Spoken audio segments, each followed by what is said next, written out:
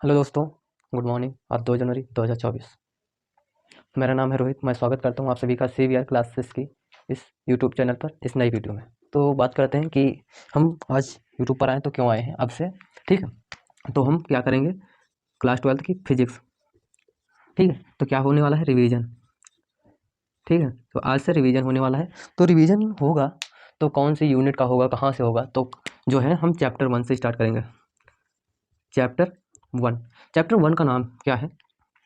ठीक है, तो चैप्टर 1 का नाम है वैद्युत आवेश। वैद्युत आवेश। अब बात करेंगे क्या होगी, वैद्युत आवेश। तो हाँ, दूसरी बात कि चैप्टर 1 स्टार्ट करने से पहले मैं आप लोगों को बता दूं रिवीजन का कि आप लोगों को वीडियो कब मिलेगी। तो मैं कल के वीडियो में बता चुका हूं कि आप लोगों को 10 बजे वीडियो मिलेगी या सुबह में। आप लोग कहोगे कि सुबह 10 बजे तो हमारा स्कूल होता है। तो स्कूल है, इसके लिए हमने ये यूट्यूब पर है, तो ये किस में मिलेगी, रिकॉर्डेड में। और दूसरी बात, आप लोगों को रिकॉर्डेड ही मिलेगी, लाइव नहीं मिलेगी। इतना नेट पैक नहीं होता है कि हम लाइव चला सकें, क्योंकि मैं भी एक स्टूडेंट ही हूँ। मैं, आप लोग ये समझ सकते हैं, मैं इसकी प्रिपरेशन कर रहा हूँ। मैं सुबह लाइब्रेरी जाने से पहले ही वीडियो बनाता हूँ और मैं लाइब्रेरी जाने के लिए ही तैयार हो चुका हूँ। ठीक है, तो तब वीडियो बना रहा हूँ। और तो इसका, हाँ चलिए हम स्टार्ट करते हैं। तो प्रश्न है 2019 का। अब सब कुछ तो, हाँ, आप लोग अगर क्वेश्चन पेपर चाहिए तो मैं टेलीग्राम, हमारा है रोहित CVR लर्निंग इंस्टीट्यूट करके, CVR लर्निंग इंस्टीट्यूट करके हमारा ये टेलीग्राम चैनल है। आप यहाँ से ये चल के तो आप वहाँ से क्वेश्चन पेपर ले सकते हो। ठीक है। अब, हाँ, अब बात करते हैं कि हम क्या स्टार्ट कर रहे हैं आवेश में। तो इसमें वैद्युत आवेश में जो है हम स्टार्ट शुरू कर रहे हैं वैद्युत आवेशों के मूलभूत गुण। वैद्युत आवेशों को जो मूलभूत गुण होते हैं वो कितने प्रकार के होते हैं? 3 प्रकार के मूलभूत गुण होते हैं उसके। तो पहला कौन सा है? पहला होता है वैद्युत आवेशों की योज्यता। दूसरा, वैद्युत आवेशों की योज्यता। दूसरा, आवेशों का संरक्षण। तीसरा होता है क्वांटीकरण। ठीक है, अब बात करते हैं हम योज्यता की। व्हाट इज योज्यता? यदि योज्यता क्या है, व्हाट इज योज्यता। ठीक है, हम बात करते हैं योज्यता की। अब देखो, आवेशों की, आवेशों की योज्यता, योज्यता। ठीक है, अब योज्यता का हम कैसे मान ज्ञात करेंगे, योज्यता कैसे कैसे हमको पता चलेगी? ठीक है, तो देखिए ये कोई पिंड है। ठीक है, ये कोई पिंड है ना। अब इस पिंड में बहुत सारे आवेश हैं, Q1, Q2, Q3, Q4, Q5, ऐसे बहुत सारे आवेश होते हैं। ठीक है, बहुत सारे हैं। अब इनको हम कैसे पता करेंगे? देखिए, ये जो है इनके क्या, किसी निकाय का कुल आवेश क्या होगा, किसी निकाय का कुल आवेश विभिन्न कणों पर उपस्थित क्या है, किसी आवेश का, ये आवेश है, ये आवेश है, किसी आवेश पर उपस्थित कणों का, कणों पर उपस्थित आवेश इनके बीजगणितीय योग के बराबर होगा।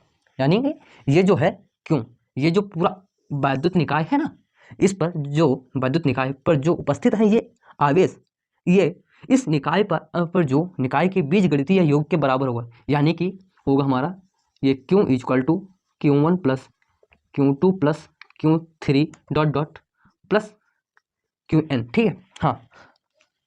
अब ये इसकी डिफिनेशन भी आप लोगों को बताते हैं। मैंने डिफिनेशन बता दी है, अगर लिखने की ज़रूरत नहीं है, मैं ज़्यादा पहले ही बता चुका हूँ। मैं ओनली फॉर रिवीजन पर्सपेक्टिव से बता रहा हूँ। ठीक है, तो ये हो गया हमारी योज्यता। ठीक, अब इसके बाद में हम बात करते हैं दूसरी वाली की। दूसरी क्या थी? आवेशों का संरक्षण। दूसरा, पहला, दूसरा क्या है? संरक्षण। तो संरक्षण, संरक्षण से आपको पता चल रहा है कि सुरक्षित करना, सुरक्षित करना। आप लोग हिंदी में पढ़े होंगे, संरक्षण क्या मतलब होता है, सुरक्षित करना ही होता है। ठीक है, अब इसको कैसे करेंगे? हाँ, देखिए, जब आप कोई वस्तु करते हैं, होती है आपके पास में, हाँ, बाइक आप ड्राइव करते हैं ना, उसमें जो पेट्रोलियम डालते हैं वो बर्न होता है ना, वो एक ऊर्जा है। वो ऊर्जा दूसरी बर्न होकर दूसरी ऊर्जा में परिवर्तित होता है ना, दूसरी ऊर्जा देता है, वही है, वो ऊर्जा को संरक्षित करता है। ठीक, इस पर हम क्या कहेंगे, वैद्युत आवेश को ना तो नष्ट किया जा सकता है, मैंने क्या बताया, वैद्युत ऊर्जा को ना तो नष्ट किया जा सकता है और ना ही उत्पन्न किया जा सकता है, बल्कि इसको एक फॉर्म से दूसरे फॉर्म में परिवर्तित किया जाता है। जैसे देखिए, कमरे में बल्ब जल रहा है, इसमें कौन सी इलेक्ट्रिसिटी आ रही है, इलेक्ट्रिसिटी आ रही है ना, ठीक है, जिससे ये वैद्युत ऊर्जा को किस में बदल रहा है, वैद्युत ऊर्जा को प्रकाश में बदल रहा है ना, ठीक है। अब वैद्युत ऊर्जा ना तो इसको नष्ट किया जा सकता है और ना ही उत्पन्न किया जा सकता है, इसको एक रूप से दूसरे रूप पर परिवर्तित किया जाता है। किसी भी निकाय का वैद्युत आवेश संरक्षित करने के लिए, किसी भी निकाय का वैद्युत आवेश संरक्षित करने के आवेश संरक्षित करने के लिए इसको एक वस्तु से दूसरे वस्तु पर ट्रांसफर किया जाता है, पहुंचाया जाता है, जिसको वैद्युत संरक्षण का, इसे ही वैद्युत संरक्षण का नियम कहते हैं। ठीक, अब बात करते हैं क्वांटीकरण। तीसरा इसी में क्या था, क्वांटीकरण। आप लोगों ने स्कूल में पढ़ा होगा क्वांटीकरण का, आप लोगों के अध्यापक ने बताया होगा कि क्वांटीकरण क्या होता है। देखिए, क्वांटी, हम बात करते हैं क्वांटी क्या होता है, क्वांटी नहीं होता है, वो होता है ना जो, वो क्वांटा होता है, ये होगा हमारा, इसको हम बोलते हैं क्वांटा, ठीक है। अब क्वांटा का फॉर्म जो होता है वो होता है पैकेट, पैकेट, ठीक, क्वांटा जो होता है वो पैकेट होता है, ठीक, क्वांटा का जो मान होता है वो पैकेट होता है। आप देखते होंगे, आप लोगों ने पढ़ा होगा टूरिज्म में ही, 11th में है, यहाँ पर नहीं है, जब लेमडा है ना, ये एक ऐसे प्रकाश चलता था, ये ऐसे आता था ना, सॉरी, ये पैकेट के फॉर्म में आता था, ये पूरा आएगा, ये नहीं कि ये एक आएगा ऐसे, 2 आएगा, 3 आएगा, लेकिन ये नहीं कि 1/2, 2/3, 3/4, इस फॉर्म में नहीं चलेगा, ये इस फॉर्म में चलता है। देखिए, जब आप किसी दुकान पर कुछ भी लेने जाते हैं, जैसे आप कहीं दुकान पर चिप्स लेने जाए, ठीक है, तो आप उससे पैकेट मांगते हैं, ना कि ये कहते हैं भैया 2.5, 1.5 दे दीजिएगा, 2.5 दे दीजिएगा, 2.25 दे दीजिएगा, ऐसे नहीं मांगते, तो पूरा आप पैकेट मांगते हैं, कहेंगे भैया पूरा पैकेट चाहिए। ठीक, तो क्या है, किसी आवेशित वस्तु पर किसी आवेशित वस्तु पर आवेश का कुल मान, आवेश का कुल मान ई को आवेश का पूर्ण गुणज होता है। हाँ, क्या होता है, आवेश का पूर्ण गुणज होता है, आवेश का क्वांटीकरण कहलाता है। यानी कि क्यू इक्वल टू होगा हमारा, Q equal to N E plus minus N E, ठीक है, यानी कि पूर्ण गुणज होगा। ठीक, अब इसको कैसे, यहाँ जहाँ एन क्या है, अब यहाँ पर देखो क्यों है, जहाँ एन इक्वल टू क्या है, इलेक्ट्रॉन की संख्या, इलेक्ट्रॉन की संख्या, ठीक है। ई तो आप लोग जानते हैं, ई है इलेक्ट्रॉन, ई जो है ये है इलेक्ट्रॉन, और अब क्यों क्या है, क्यों है आवेश।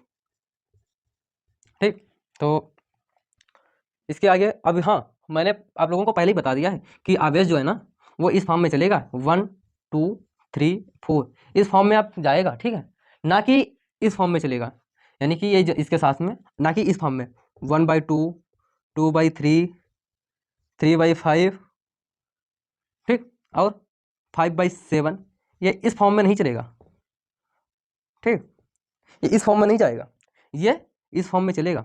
बाद में आप लोग परीक्षा हाल में कहें, आंसर शीट पर उतार दें कि 1/2, 2/4, सॉरी 2/3, सर ने तो इस फॉर्म में बताया था, लेकिन ये सर इस फॉर्म में नहीं बताया जाता है, जो है तो वो इस फॉर्म में लिखा जाता है। अब इसके आगे की बात क्या है कि हम अगले दिन बात करेंगे इसी में, क्या आवेशों के बाद में जो होगा, कौन सा टॉपिक होगा मैं बताता हूँ। इसमें हम पढ़ेंगे अब की बार में कूलाम का नियम, क्या कूलाम का नियम आता है ना, तो हम कूलाम का नियम पढ़ेंगे कल अगले दिन। हाँ, आप लोग पढ़ते रहिएगा। देखिए, ऐसा नहीं कि रिजल्ट ही सब कुछ तय करता है, अगर आपको अच्छे कॉलेज में प्रवेश लेना है तो आपको रिजल्ट ही प्रवेश दिलाएगा। अब हालांकि प्रवेश के लिए भी अच्छे कॉलेज में रिजल्ट की ज़रूरत नहीं पड़ती, आपको प्रवेश परीक्षा देनी होती है, बहुत सारी हैं। अब अगर आप कुछ BA BSc करेंगे तो CUET है, अगर BTech करेंगे तो JEE है, ठीक है, और कुछ अलग फील्ड में जाएंगे मेडिकल में तो नीट है, और दूसरा अगर लॉ में जाएंगे, लॉ, क्योंकि लॉ में चले जाएं तो आपको क्लैट है। ऐसे बहुत सारे एग्ज़ाम हैं, अलग अलग फील्ड में हैं, आप जिस फील्ड में जाएंगे वो वहाँ पर। अब हालांकि ये तो हमारी जो है ये नेशनल है, पूरे देश में इसको क्वालिफाई करो, पूरे देश का कहीं कोई भी कॉलेज चूज कर सकते हो, अगर रैंक उस कॉलेज में मिल रही तो प्राप्त कर लोगे। और हाँ, दूसरी बात, अब प्रत्येक यूनिवर्सिटी जो है प्रवेश परीक्षा कराती है, कोई भी एंट्रेंस एग्ज़ाम प्रत्येक यूनिवर्सिटी कराती है। जब एंट्रेंस एग्जाम ही क्वालिफाई करोगे तभी होगा प्रवेश, ठीक है। हाँ, इसीलिए कि रिजल्ट 12th 10th का मायने रखता है, लेकिन इतना भी ज़्यादा नहीं कि कहो कि कॉलेज में प्रवेश नहीं मिलेगा, कॉलेज में प्रवेश मिल जाएगा, लेकिन आप ये अगर एंट्रेंस परीक्षा तो करनी पड़ेगी। वैसे अगर अच्छे नंबर होंगे तो एंट्रेंस परीक्षा देने की भी ज़रूरत नहीं पड़ती है। हालांकि मिलेंगे कल 10 बजे ही, तब तक के लिए पढ़ते रहिएगा, मस्त रहिएगा।